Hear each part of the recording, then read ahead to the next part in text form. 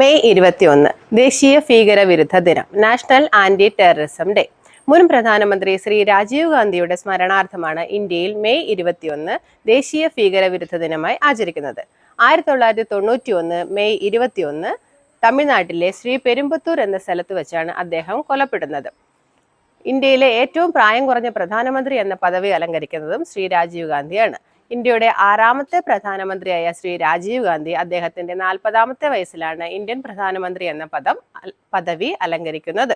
1984 മുതൽ 1989 വരെയുള്ള കാലഘട്ടത്തിലാണ് ശ്രീ രാജീവ് ഗാന്ധി ഇന്ത്യയുടെ പ്രധാനമന്ത്രി പദം അലങ്കരിക്കുന്നത്.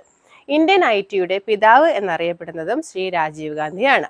ധ്യാൻചന്ദ് ഖേൽരത്ന അവാർഡ് മുൻപ് അറിയപ്പെട്ടിരുന്നത് രാജീവ് ഗാന്ധി ഖേൽരത്ന അവാർഡ് എന്നാണ്. 1992 ശ്രീ PV നരസിംഹറാവു ഗവൺമെന്റാണ് മെയ് 21 ദേശീയ ഭീകരവിരുദ്ധ ദിനമായി ആചരിക്കാൻ തുടങ്ങിയത്. ശ്രീ രാജീവ് ഗാന്ധി കൊല്ലപ്പെടുന്ന സമയത്ത് ഇന്ത്യൻ പ്രധാനമന്ത്രി ആരായിരുന്നു എന്ന് അറിയാവുന്നവർ കമന്റ് ചെയ്യുക.